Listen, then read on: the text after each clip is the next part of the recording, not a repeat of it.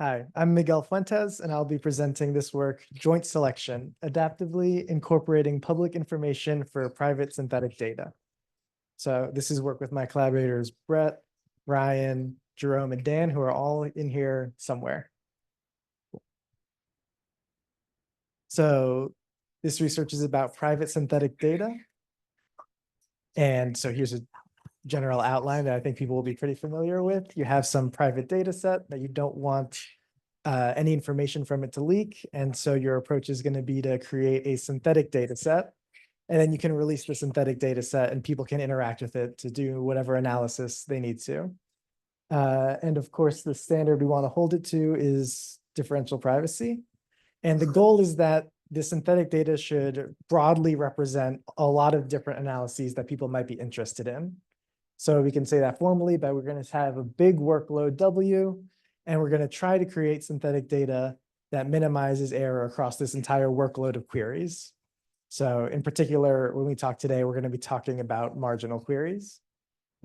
And we want to preserve the answers to all of these different queries as best as we can with respect to differential privacy, which you've all heard plenty about. Okay.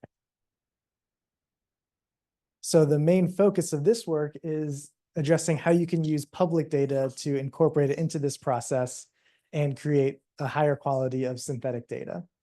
So the idea here is that you have another data set, here the one depicted in purple, which contains information that is related somehow to the private data, but it isn't subject to privacy restrictions. So it might be a synthetic data release from previous years. It might be data released by a different jurisdiction. There's sort of lots of ways that people imagine that you came across this. But the important thing is that you can use it to answer the same queries that you can answer with your private data itself. And here we don't want to assume something too strong about this public data. So we have this idea that there's lots of different queries that we're interested in, and there's going to be probably some queries where the public data and private data give very similar answers to the queries. And there's going to be other queries where they could be quite different. So our approach to how to bring this in is to try to select which queries the public data are most suited for answering, and we're going to use it in those queries specifically. So here's going to be a little overview of the framework that a lot of these synthetic data mechanisms follow. It's called the adaptive measurements framework. All right. The idea is that we're going to loop over some number of rounds, and in each round, we're going to make a measurement of a query. So first, we're going to select which query to measure. Then we're going to go ahead and make that measurement. And then finally, we'll update some data model. And after we've done this for multiple rounds, the model is going to be trained. And at that point, the model will generate some synthetic data that we'll release. And as long as the selection step and the measurement step are done in a way that respects differential privacy, the whole process is differentially private. All right. So for the selection step, we're going to have a candidate set of measurements that we could consider measuring at each iteration. And we're going to have a score function that tells us how valuable it is to measure this query at this particular time. And then what we want is to pick out a query that has the best score. And the way that we do this with respect to differential privacy is using the exponential mechanism.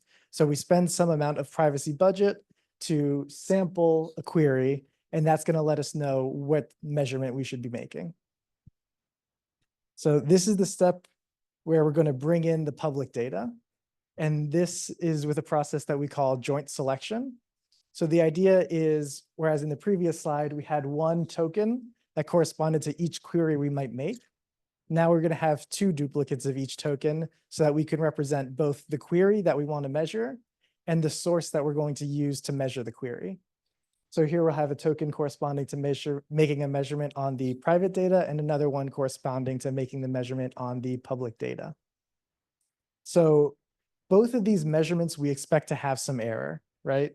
Whenever we measure a query on the private data, we need to perform noise addition in order to respect differential privacy. And that noise addition is going to lead to there being some error in the measurement. And similarly, if we measure the public data, we don't have to add any noise, but we still expect there to be error because it's not coming from the same data distribution. So there's two different sources of error, and our goal is to design a score function that's going to balance these two sources of error. So that's what we have on this earlier line, that our score for telling us a measurement and a source is going to first take into account the current error that our model incurs on the query, and then the predicted error that we expect when we measure the query. So there's two different cases describing the two different types of error. This first one is if we select a private query, we have a term that gives the expected error from the noise addition mechanism. So this just comes out of the Gaussian mechanism. It's the expected L1 norm of the noise that we're going to add. Meanwhile, for the public data, we can measure the bias directly, and this goes into our score function. So this is going to trade off the two different sources of error, and it's going to tell us which query to measure and also which source to use to measure the query. All right. And then when it comes time to actually perform the measurement, depending on which selection we've made, we'll measure the query either with the public data where we can measure it directly, or with the private data where we go ahead and do a Gaussian mechanism to add some noise to it and privatize it. One important thing here is that fully adaptive composition is very useful here, because in the cases where we select a public query, the budget that we save from not having to make a measurement on the private data goes into future rounds, and we get to make our subsequent rounds have more budget per round. So that's something that is possible because of fully adaptive composition, and it comes out to be very useful here. All right. So this is a brief overview. We're going to go over multiple rounds, and in each round, we select a query, select a source, perform the measurement, and then in each round, we pass all of our measurements that we've made so far into a mechanism called private PGM that takes those marginal measurements and produces a model that can sample synthetic data. So yeah, that's the general overview there. And so now we'll talk about some experiments, and we'll talk about some baselines that use alternate approaches to incorporate the public data. So to break down this a little bit, we have a data set here that we've split into a public data and a private data portion. And the private data has 25% of the records being women in the data set. And here the public data is split differently so that it is biased and so that the distributions are different. And this first line is a baseline method called PMWPub. And this is a version of the MWEM algorithm that many of you might be familiar with. And it initializes using the public data distribution and then tries to reweight the records in the public data to approximate the private data. And we can see here that the x-axis is showing how this changes with the privacy budget, and the other axis is showing you how the error changes. So this is sort of the next baseline that we're going to measure here. It's called JAM-PGM, and it uses something called a generator network as their data model.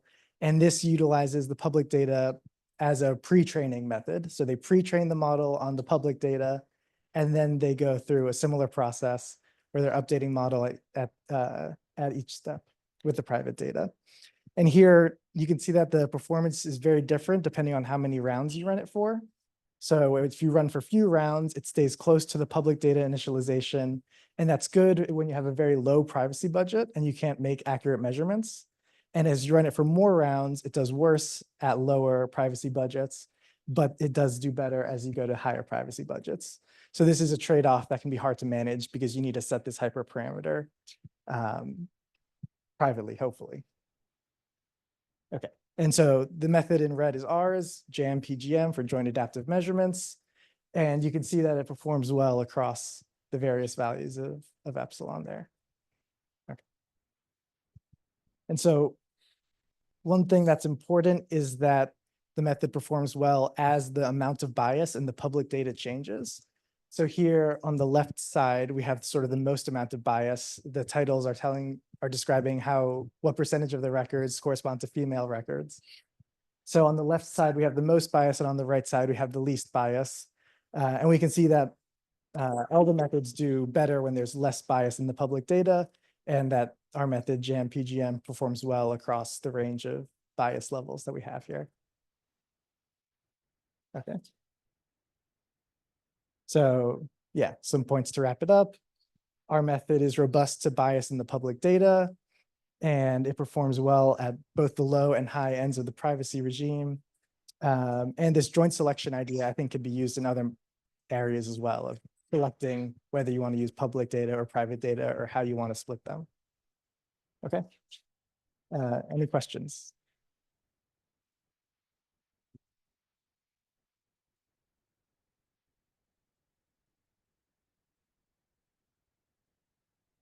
Nice talk.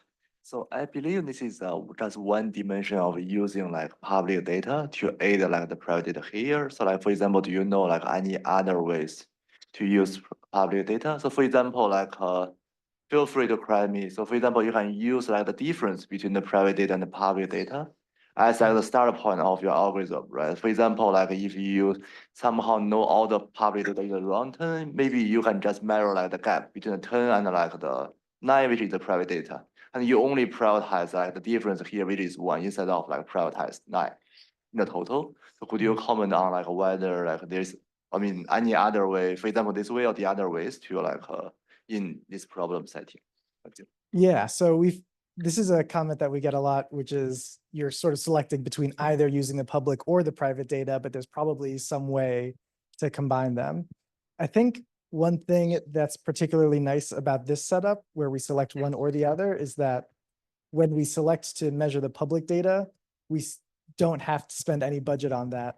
So some people have proposed mixing, measuring both, and then averaging them with some weights, but then you're sort of always measuring the private data, which is going to be costly. I think what you mentioned about using the public data as sort of like the baseline and measuring the differences is interesting. I haven't thought about that approach in particular, but yeah, I kind of have to think more about it. But yeah, I think it is interesting.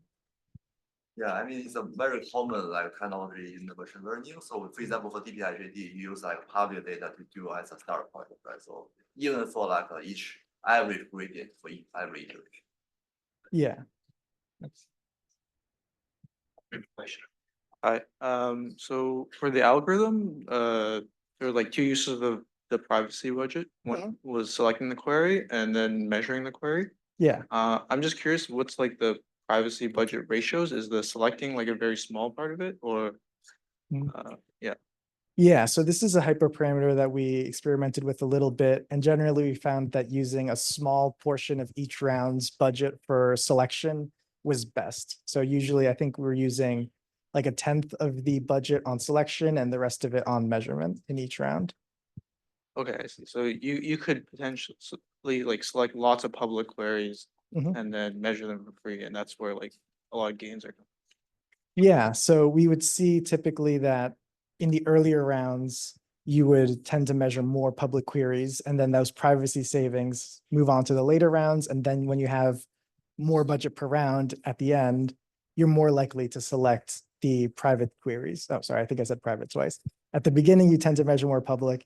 At the end, you tend to measure more private because your budget goes up per round. I just have one quick comment also. So I think in the first part, when you're selecting queries, maybe you could use something like sparse vector. And if the public queries are close to the private queries, then you can keep getting public queries for free without trying to select again. Maybe. I'd be interested to talk about that offline.